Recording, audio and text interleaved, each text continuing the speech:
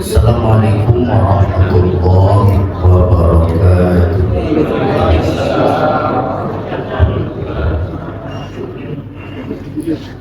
Bismillahirrahmanirrahim. Alhamdulillah wassalatu wassalamu ala Rasulillah wa ala alihi wa sahbihi wa man wala. Subhanaka la ilma lana illa ma 'allamtana innaka antal alimul hakim. Wa la hawla wa la quwwata illa billahil aliyyil azim. Allahumma iftah lana hikmatak wa syuhadaina rahmatak min khazaini rahmatika ya arhamar rahimin. Alhamdulillah, puji syukur senantiasa kita panjatkan kehadirat Allah Subhanahu wa taala. Insyaallah di siang hari ini kita coba bertadabbur satu ayat Al-Qur'an dari surat Al-Baqarah ayat 187.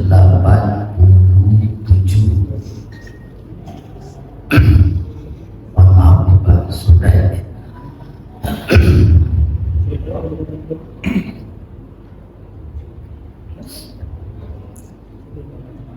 Waalaikumsalam, enak harus kelayan di desa lupa.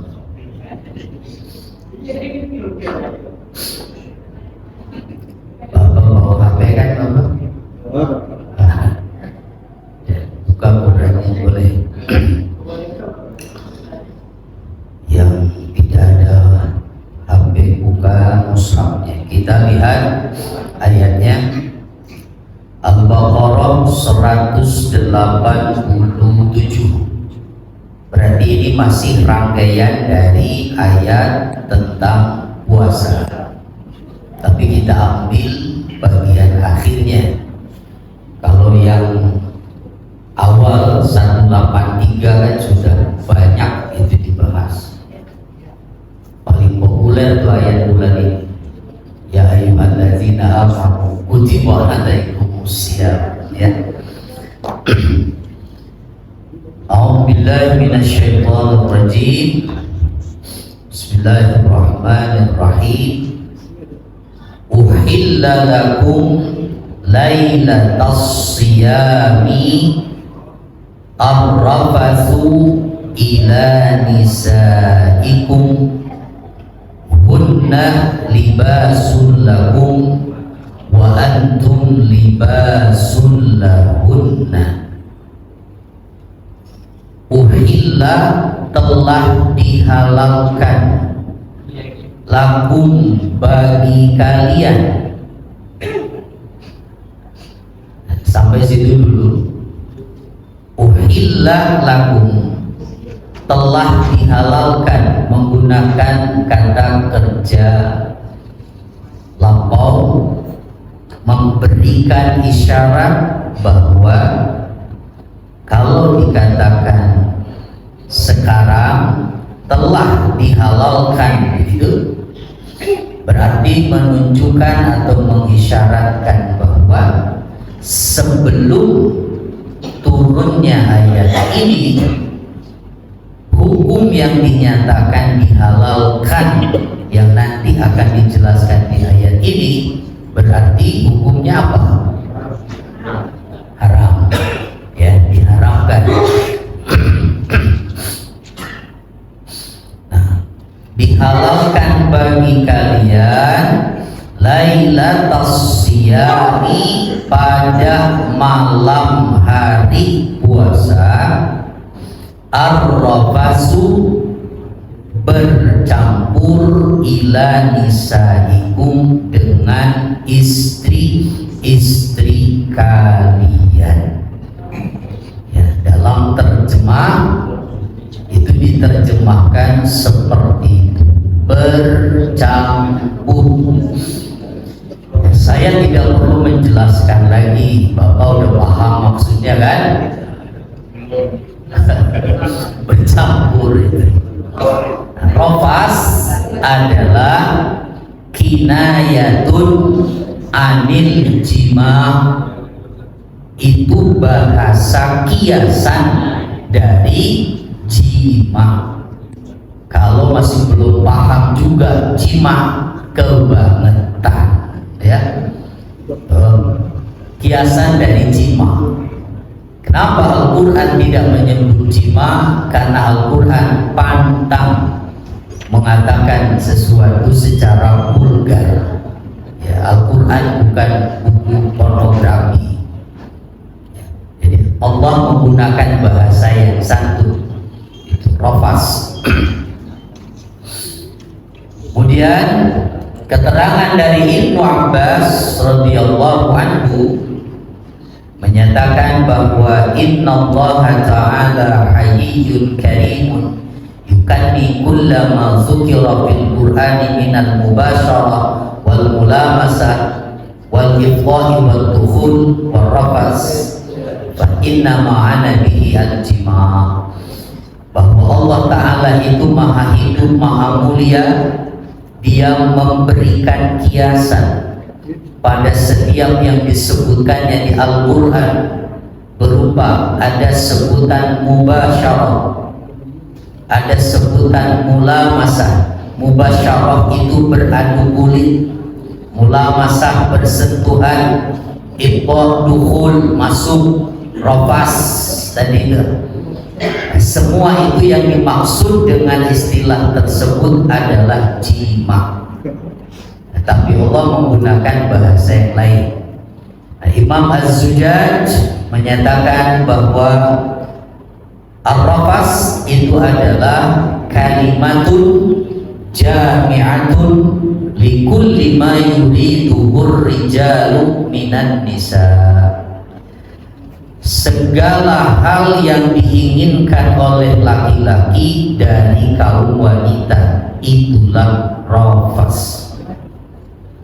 Jadi satu kata yang menghimpun makna segala hal yang diinginkan oleh laki-laki dari wanita, itu disebut rafas. Maka dalam ibadah haji salah satu di antara ketentuan larangannya fala rafasa, kan? Itu tidak boleh ada rafas. Tidak boleh ada rafas di situ bukan hanya tidak boleh melakukan, jangan mikirin, jangan mengatakan begitu, jangan mancing-mancing. Ketika haji itu.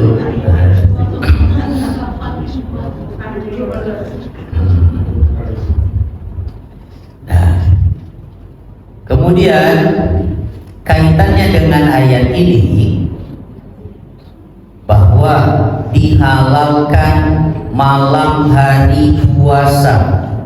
Nah sekarang yang disebut dengan malam hari puasa berarti batasannya dari kapan sampai kapan? Disebut malam hari itu batasannya dari maghrib sampai subuh ya, berarti kalau batasannya apa sholat dari maghrib, dari terbenamnya matahari sampai terbit fajar, itulah waktu malam. Nah terkait dengan dihalalkannya bercampur dengan istri selama malam hari Ramadan, dari mulai maghrib sampai fajar ini ada keterangan dari para ahli tafsir bahwa kana bibtida'il amri idza afṭara ar-rajulu halalahu at-ta'am wasyarab wal jima' ila an yusalli al-isya al-akhirah aw yarquda qablaha. Di awal-awal diwajibkannya berpuasa, di awal-awal Islam tahun berapa puasa itu diwajibkan? Tahun kedua Hijrah. Nah di awal-awal diwajibkannya puasa.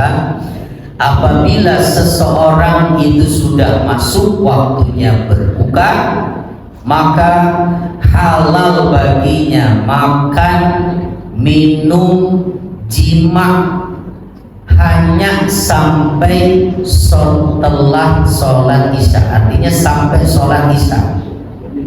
Setelah isya tidak boleh lagi. Atau sampai dia tidur sebelum isya. Maksudnya, jadi pertama batas waktunya itu yang boleh makan, minum, berhubungan itu hanya dari maghrib sampai isya. Udah sholat isya, ba'da isya, maka haram melakukan yang tadi itu, makan, minum, berhubungan sampai kapan? Sampai malam berikutnya. Karena di awal-awal puasa, awal-awal Islam itu belum dikenal tradisi makan sahur. Kenapa?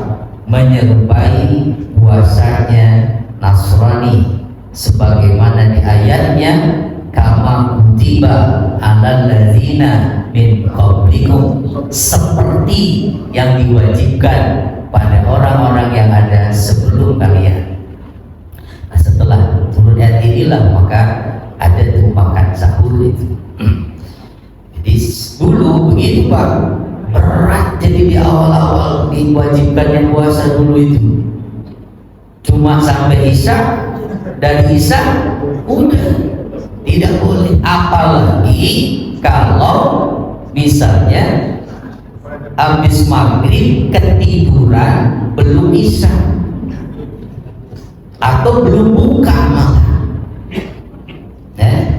nungguin masak ketiduran. Kalau tertidur sebelum isya itu maka walaupun dia bangun belum isya sudah tidak boleh makan, tidak boleh minum, tidak boleh berhubungan sampai besok lagi. Waduh, berat sekali. Ya, ini yang perlu dipahami. Berarti bersyukurlah kita hidup di zaman di mana syariat ini sudah sempurna, ya. Dan buat kita, kalau masih ada yang merasa berat dengan puasa ini, coba bandingkan dengan di awal Islam dulu seperti itu, ya. Nah, fa'idha shallal isya'a, maka apabila seseorang telah mengerjakan isya, au raqada qablaha, atau dia tidur sebelum isya, haruma alaihi ta'am wan nisa ila lailatil qabilah, haram baginya makanan dan juga wanita sampai malam berikutnya. Nah, ketika aturan ini berlaku, kemudian suatu ketika terjadi peristiwa, summa inna Umar bin Khattab, kemudian Umar bin Khattab radhiyallahu anhu waqa'a ahlahu ba'da ma shallal isya. Ternyata Umar bin Khattab menggauli istrinya setelah sholat isya. Ketika selesai mandi baru merasa menyesal, karena itu kan berarti melanggar. Umar pun menangis dan mencela dirinya, lalu datang menemui Nabi SAW. Dia mengatakan, ya Rasulullah, inni a'taziru ilallahi wa ilaika min nafsi hadhil khati'ah.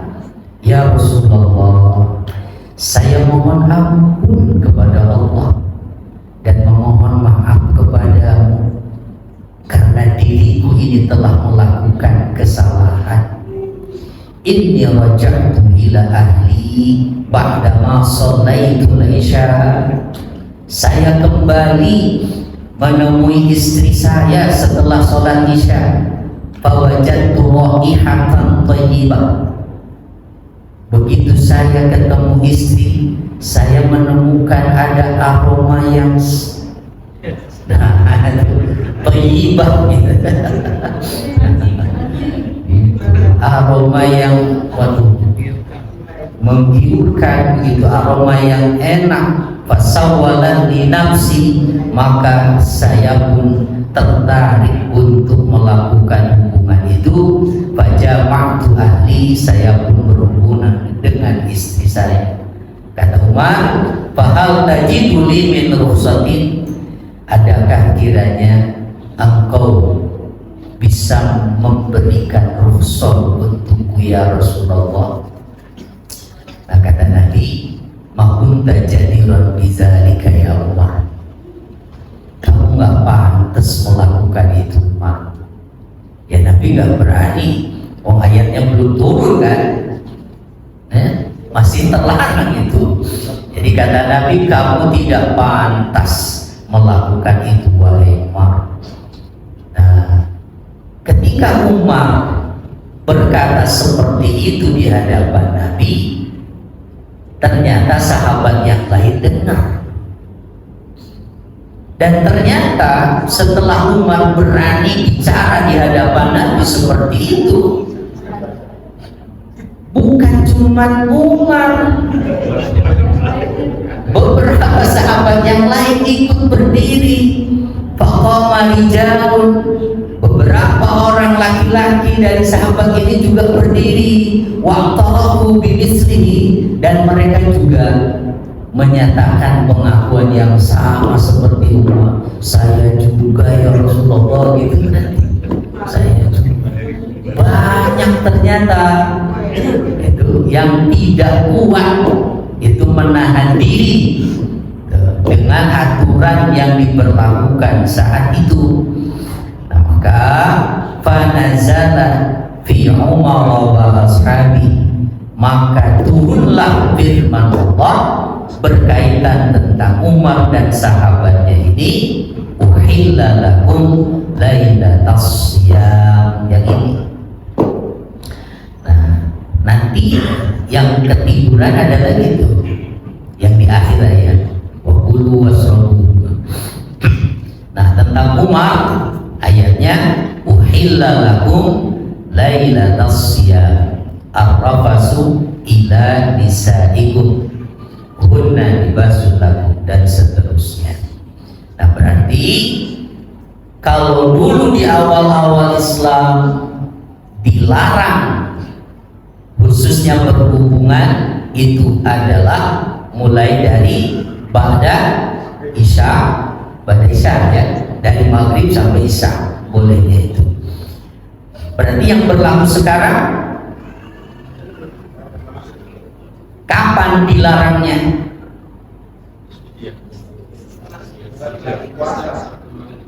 Hah? Ya kan tadi yang dibolehkan kapan? Dihalalkan bagi kalian pada malam hari puasa, tuh, bercampur dengan istri kalian. Berarti yang dilarang kapan? Siang, itu jelas ya.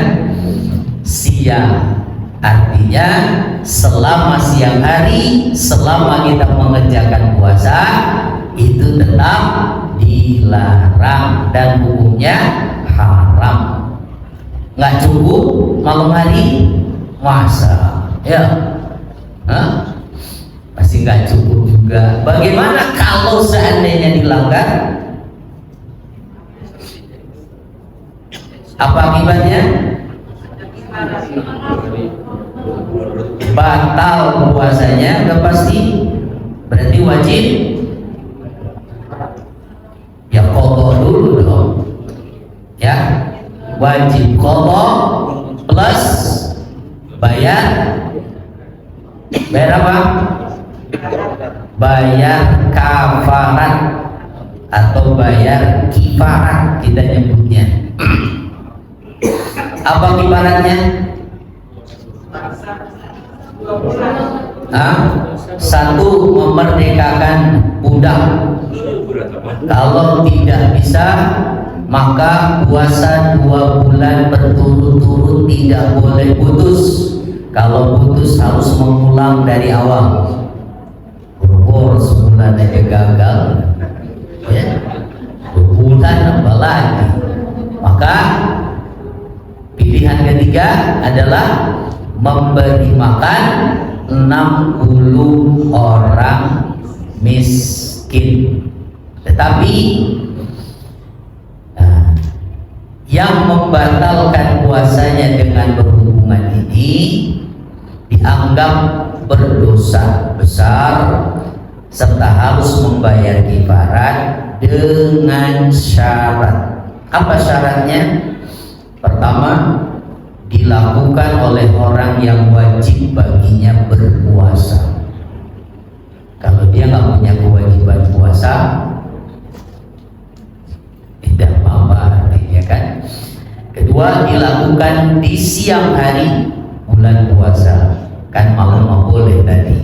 Ketiga, dia ingat kalau dia sedang puasa, artinya dilakukan dalam keadaan sadar dia sedang puasa. Berarti kalau lupa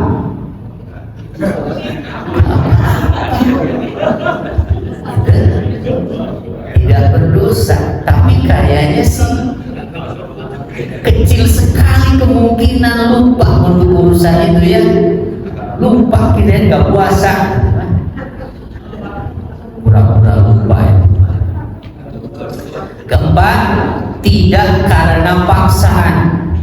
Kalau dipaksa, diancam, kalau enggak akan disiksa misalnya, juga tidak berdosa. Lalu mengetahui keharamannya, bukan orang bodoh, dia tahu keharamannya. Nah, yang terakhir, ia itu berbuka semata-mata karena berhubungan. Artinya, kalau orang yang sudah dalam kondisi berbuka karena sebab tertentu yang diterima alasannya oleh syariat, lalu berhubungan dengan istrinya, maka tidak wajib kifarat, hanya qada saja. Contoh, misalnya bapak melakukan perjalanan jauh sama istri. Nah, dalam surat Al-Baqarah yang 184 itu kan, di antara orang yang mendapatkan keringanan dibolehkan berbuka ketika ada hal yang memberatkan, itu waman kana minkum maridon aw ala safar, kan? Salah satunya adalah perjalanan, tapi syaratnya perjalanannya harus perjalanan jauh yang dibolehkan qashar. Itu sekitar, kalau rata-rata dari beberapa pendapat ulama ya, adalah 89 km. 89 km minimal jaraknya ya. Jadi kalau yang pulang kampungnya ke Bogor belum dapat itu. Nah, berarti minimal dari sini kemana? 89. Nah, Bandung ada Bandung? Ada ya. Ya katakan aja lah, Bapak ke Jawa ya. Jadi Bapak pulang kampung ke Jawa kan lebih tuh. Nah, lalu di tengah perjalanan, ingat Pak, rukhsah puasa karena perjalanan itu berlaku ketika perjalanan sudah dimulai. Maka berangkat dari rumah tetap sahur, tetap puasa. Jangan mentang-mentang mau pulang kampung udah nggak sahur, gitu. Sarapan pagi dulu, tetap puasa. Nah, jadi berangkatlah Bapak dari rumah, ternyata di tengah perjalanan kondisi lalu lintas luar biasa, macet, cuaca juga panas, sehingga menyebabkan Bapak Ibu tidak kuat lagi untuk berpuasa. Akhirnya ngambil rukhsah buka puasa, kan boleh kan? Tapi kan tetap kotor berarti nanti. Nah, untuk melanjutkan perjalanan juga kayaknya berat nih. Akhirnya Bapak berinisiatif mampir dulu dah, istirahat, mampirlah di hotel misalnya gitu. Nah, karena di hotel adem habis capek gitu, nah terus melakukan hubungan sama istri. Maka kalau itu yang terjadi, tidak wajib kifarah. Apa? Karena yang membatalkan puasa Bapak bukan bersekutu itu, tapi bukan karena perjalanan tadi. Ada hal yang memberatkan, ya, tapi tentu bukan untuk diakal-akalin supaya begitu, ya. Masa tiap minggu ngajak istrinya jalan? Ya nggak begitu juga.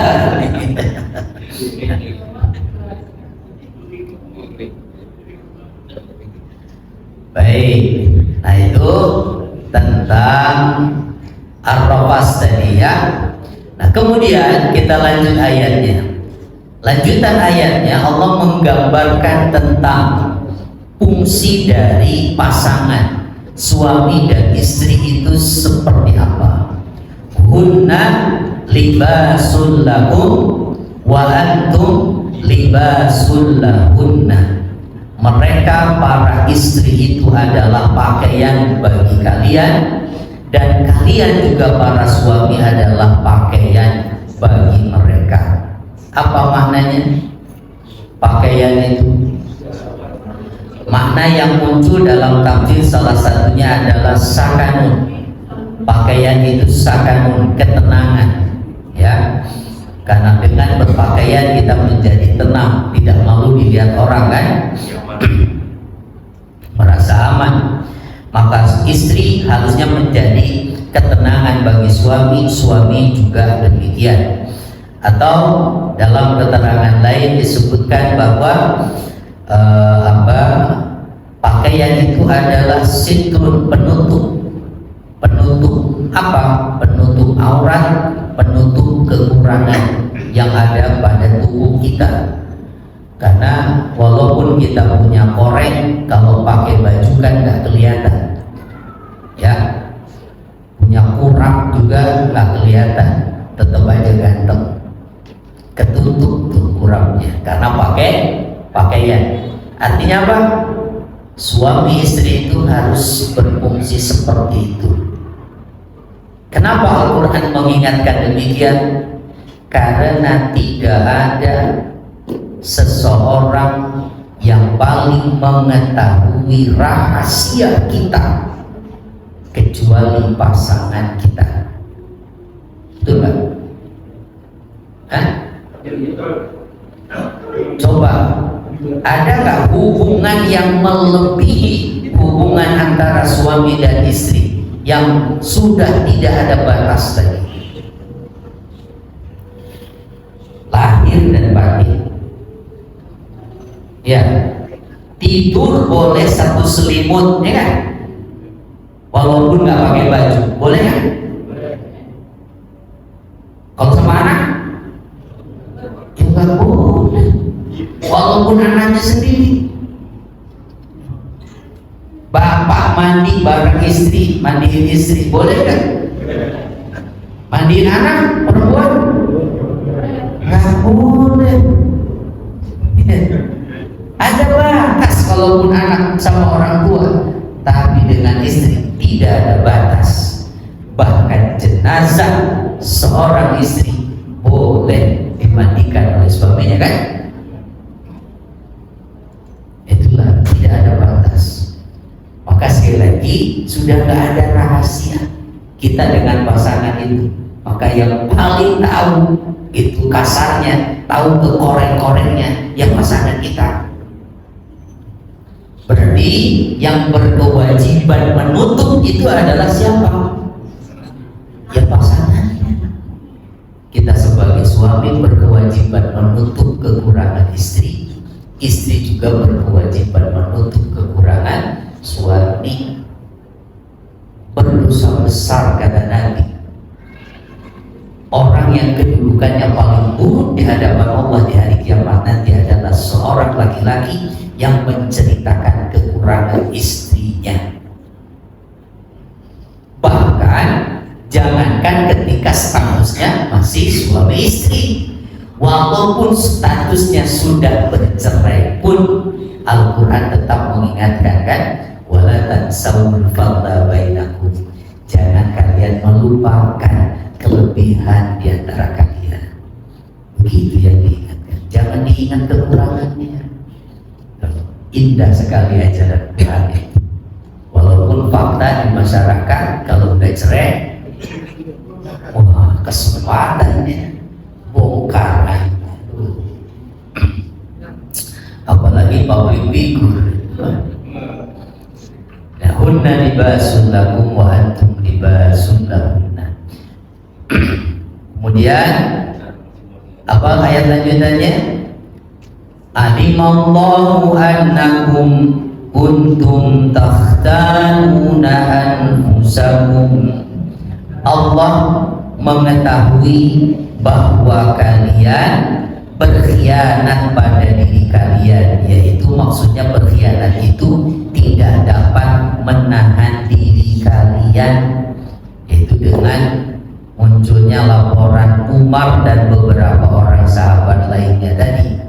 Fataba alaikum, maka Allah menerima tobat kalian. Berarti kalau menerima tobat kalian ada proses tobat dulu dong dari mereka ya.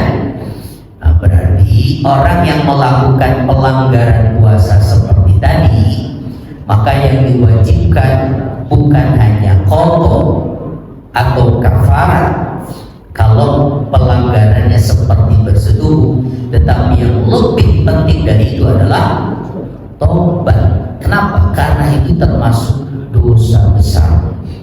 Ya, dosa besar. Nah, Allah menyatakan Allah menerima tobat kalian, wa'afa ankum, dan Allah memaafkan kalian. Fal'ana bashiruhunna wabtaghu ma kataballahu lakum. Maka sekarang saat ini bashiruhunna, silahkan gauli mereka, hatta wabtaghu ma kataballahu lakum. Tapi ada catatan begini, dan carilah apa yang telah Allah tetapkan untuk kalian. Apa maksudnya? Fal'ana bashiruhunna, sekarang silahkan berjimah dengan istri halal tuh di malam hari Ramadan, dan carilah apa yang Allah tetapkan untuk kalian. Kalau yang berkaitan langsung dengan urusan jima, maka kira-kira yang dimaksud dengan carilah apa yang Allah tetapkan itu kira-kira apa? Yang dicari dengan berhubungan itu apa?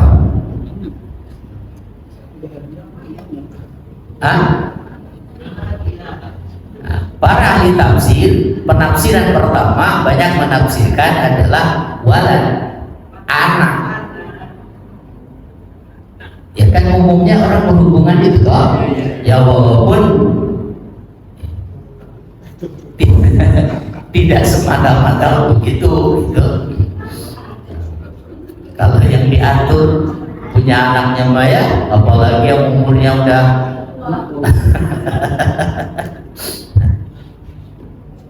jadi sebagian ulama menyatakan demikian. Kebanyakan aksar mufassirin ittabu al-walad gitu. Ada lagi keterangan lain itu bahwa yang dimaksud adalah Mu'adz bin Jabal yang menafsirkan agak berbeda. Beliau melihatnya dari sisi Ramadannya. Kalau Mu'adz bin Jabal itu bahwa di malam hari Ramadan memang sudah dihalalkan untuk kalian, silahkan gauli itu istri-istri kalian, tapi ingat ini Ramadan loh, cari apa yang Allah sudah tentukan untuk kalian. Mu'adz bin Jabal menafsirkannya Lailatul Qadar. Maksudnya apa? Berarti kira-kira udah mau sebanyak mikirin itu, cari Lailatul Qadar gitu berarti kan? Itu kamu Muaz bin Jabal, arahnya ke sana itu. Jadi jangan terlalu banyak mikirin bersetubuh sama istri, ini Ramadan 10 malam terakhir mau dah, itu fokus cari Lailatul Qadar. Ya, khususlah malam terakhir kan, 10 malam terakhir itu.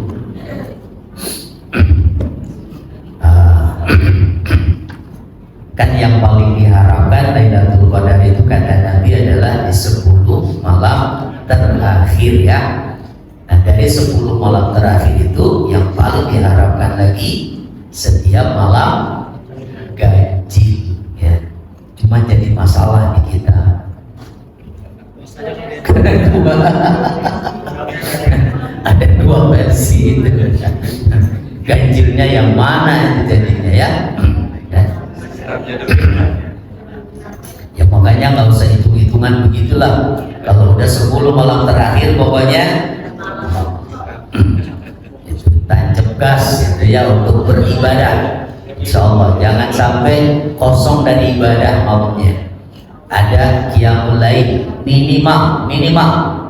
Kalaupun benar-benar sibuk sampai tarawih pun nggak sempat, minimal sholat maghrib berjamaah, sholat isya berjamaah, sholat subuh berjamaah, itu sudah dihitung qiyamul lail minimal begitu.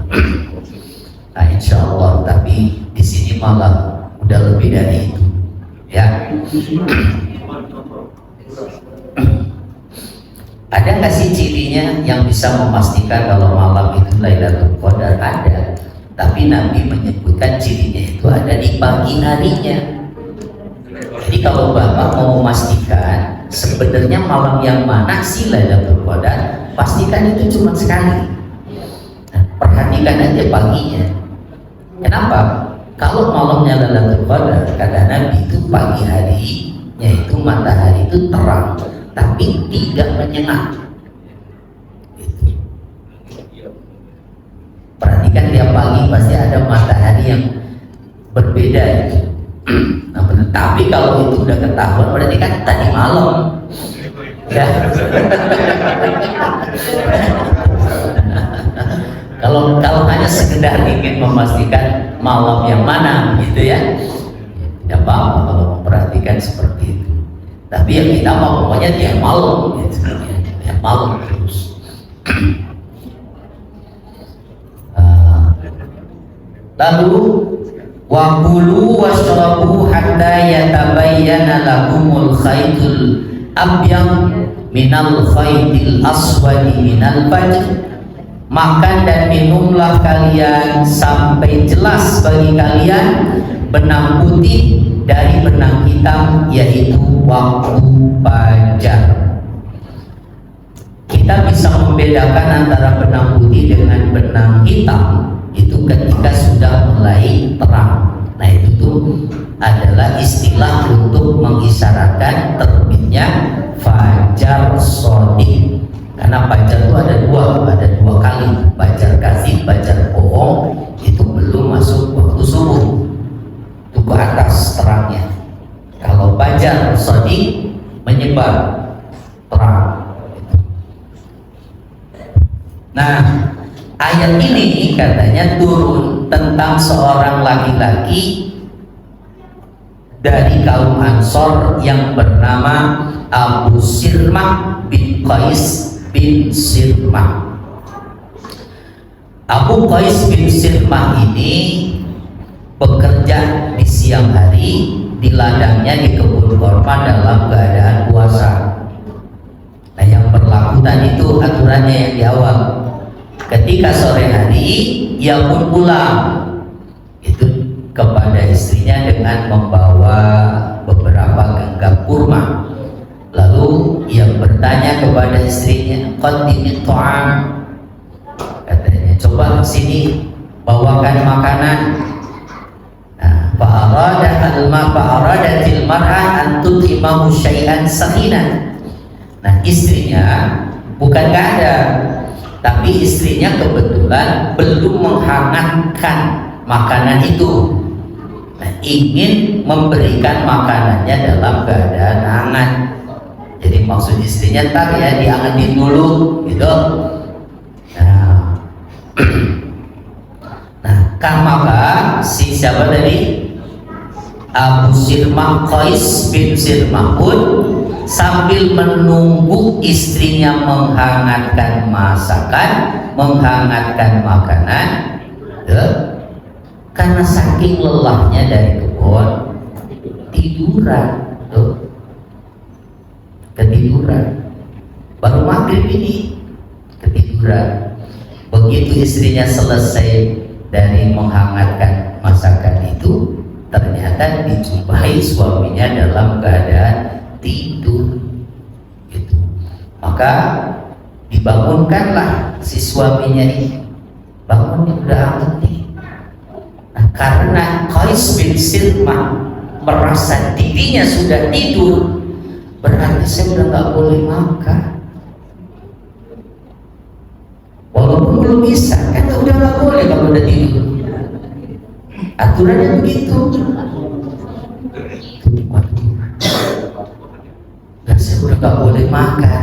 Fakariha an ya'si Allah wa rasulah. Dia gak mau bermaksiat kepada Allah dan Rasulnya. Fa'aba an ya'kula.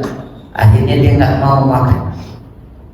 Saking ingin taatnya sama Allah dan Rasul. Padahal lapar banget itu, lelah. Kalau kita mau kayaknya gak begitu. Ya.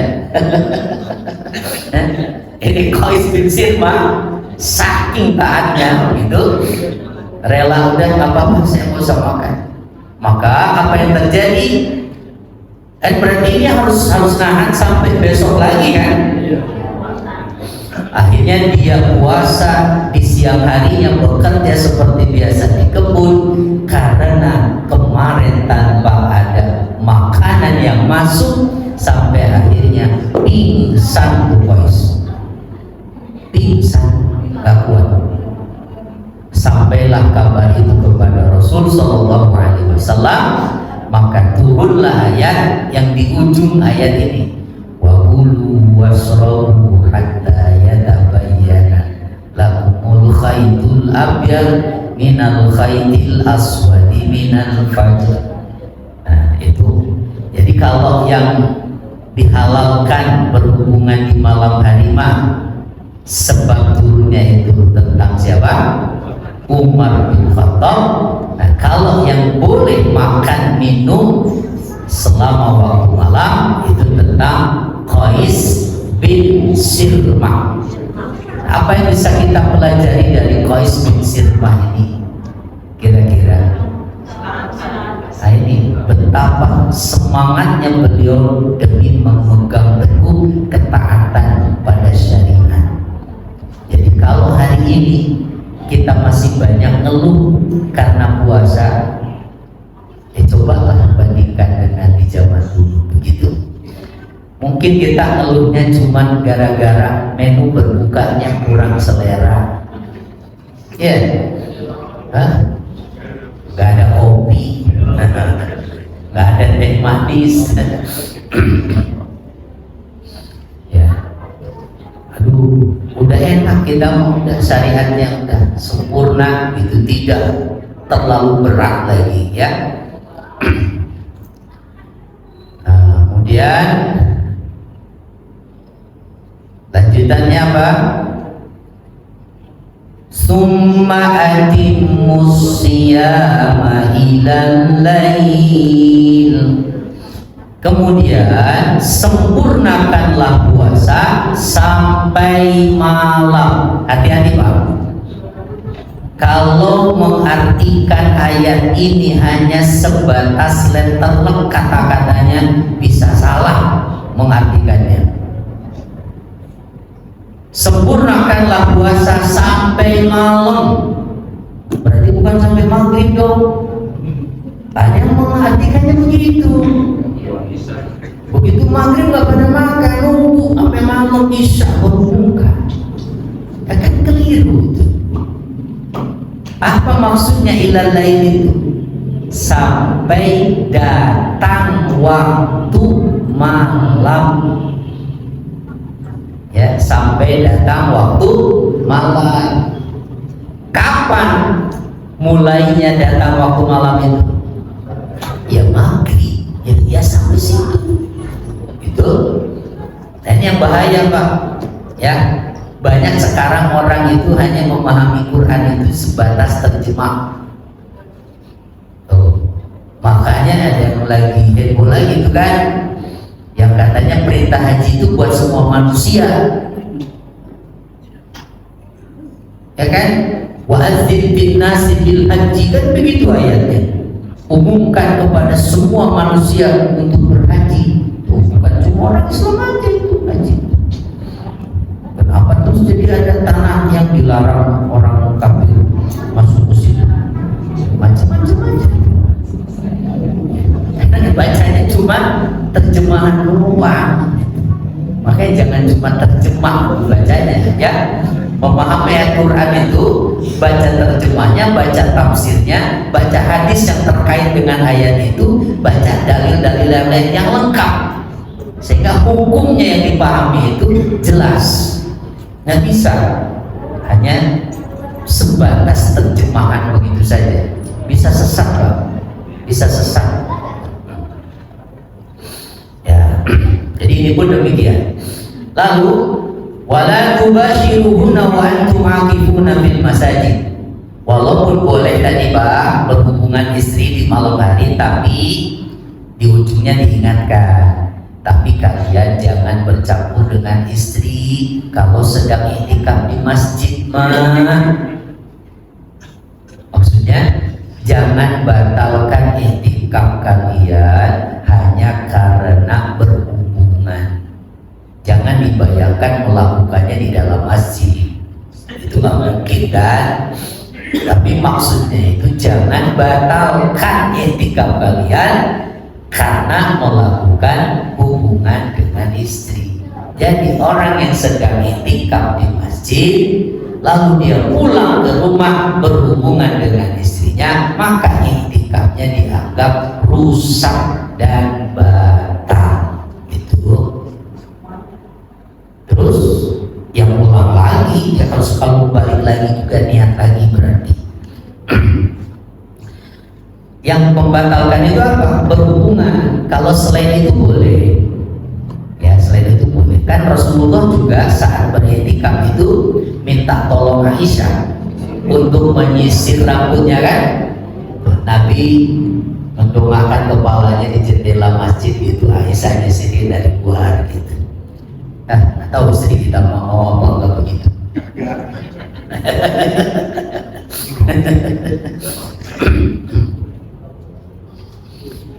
Terus yang kedua yang dipahami dari ini, wa antum aqifuna fil masajid, ada kata fil masajid, maka dari kalimat itu berarti syarat i'tikaf itu baru dianggap sah i'tikaf jika dilakukan di masjid. Maka i'tikaf tidak sah jika dilakukan di musola, apalagi di pos ronda. Bukan i'tikaf itu nah, tapi harus dipahami Pak, perbedaan masjid dan musola yang berlaku di kita itu berbeda dengan perbedaan masjid musola secara fikih. Kalau kita menyebut musola itu adalah tempat sholat 5 waktu berjamaah, tapi nggak dipakai Jumatan gitu kan? Disebutnya musola. Mau segede apapun tempatnya nggak dipakai Jumatan, musola kita sebut. Kalau dipakai Jumatan baru disebut masjid. Padahal secara fikih tempat yang digunakan sholat berjamaah 5 waktu statusnya disebut masjid. Jika kemudian dipakai Jumatan disebut masjid jami. Begitu perbedaannya. Lalu musola apa? Dalam fikih musola adalah tempat yang tidak digunakan sholat 5 waktu berjamaah. Seperti di kantor ada basement, disekat, dibikin tempat sholat, sholatnya cuma siang aja, malam, maghrib, isya, subuh nggak ada. Nah itu baru musola. Bahkan tidak permanen, bisa jadi rubah fungsi kalau yang isi kantornya beda. Gitu.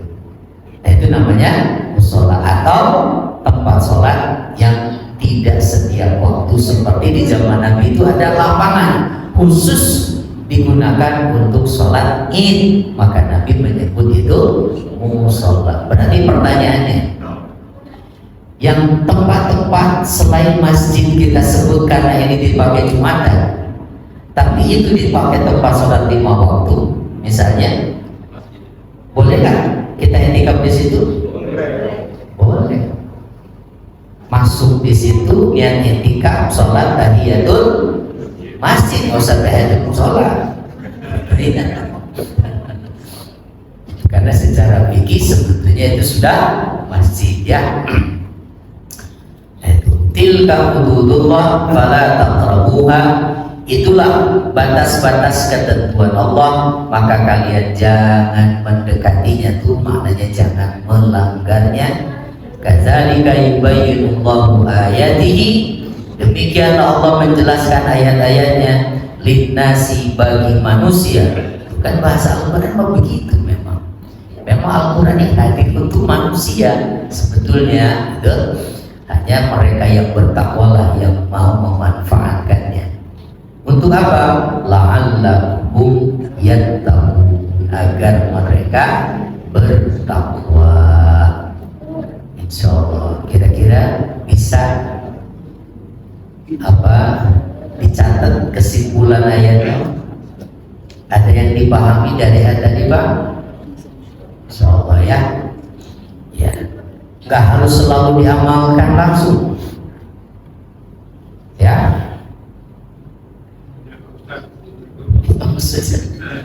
Ya Pak, dokter kenapa? Ya.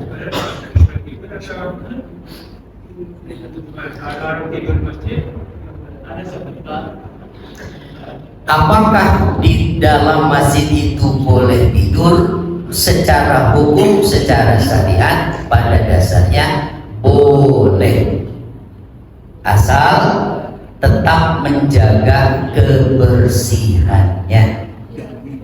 Maka di zaman Nabi, ketika Nabi mengajak istri-istrinya, dalam sebagian keterangan bahkan istri Nabi itu ada yang membuat tenda di dalam masjid.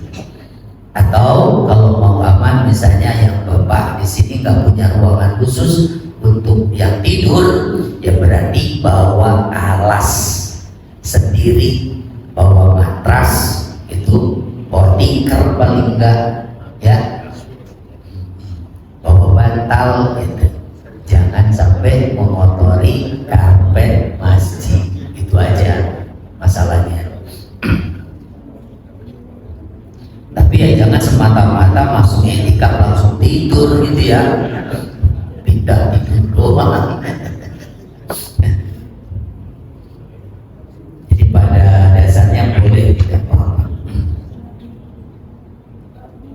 Bagus lagi ya kalau bisa tidurnya sambil duduk tuh ya, kayak para sahabat Nabi kan begitu tuh, sambil nunggu maghrib sampai saya tuh kadang-kadang terdengar denguran katanya, tadi pada tidur dan itu, tapi duduk Pak.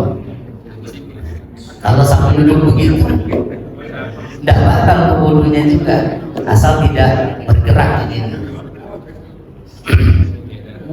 Nah, perlu latihan itu. Ya.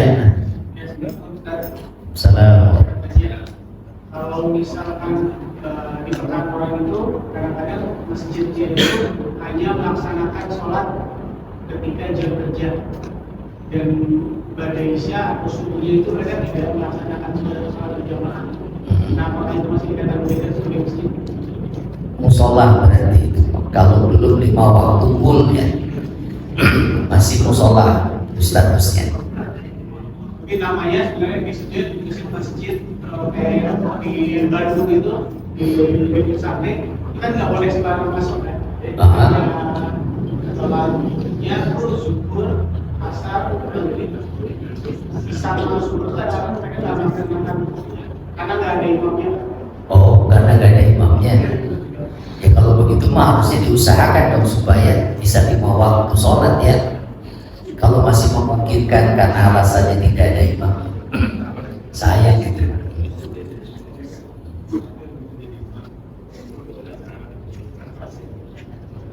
Baik, ada lagi?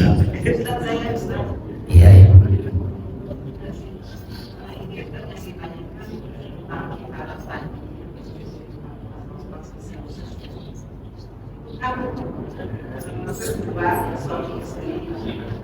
Ibaratnya tuh harus 2 atau 1 saja. Oh, bagus. Tadi saya lupa menjelaskan itu. Ketika suami istri melanggar aturan lalu melakukan hubungan di siang hari Ramadan, itu kan ada kewajiban qada plus kifarat. Lalu yang wajib bayar kifaratnya siapa?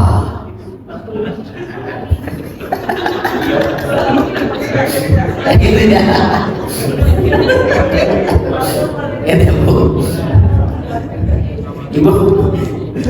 ibu nggak mau tanggung jawab kan? Kalau diajak suami gitu ya. Ini keterangannya ya. Jika si suami mengajak istrinya dan istrinya juga patuh pada suaminya itu dan tidak ada keberatan hati melakukannya, maka yang berkewajiban membayar kifarat dua-duanya.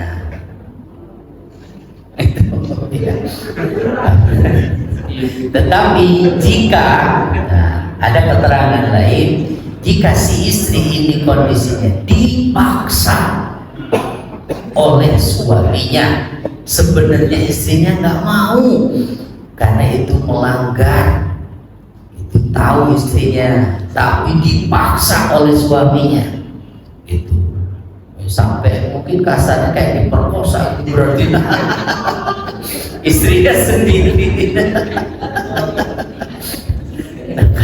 Kalau kondisinya dipaksa, maka yang berkewajiban kifarat itu hanya si suami. Kalau istrinya yang maksa,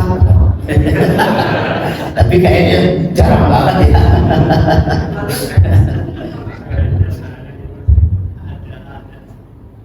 Jadi pokoknya kalau ada keterlibatan berdua, ya berarti dua-duanya. Ya. Dan nggak usah double, tetap satu kali aja.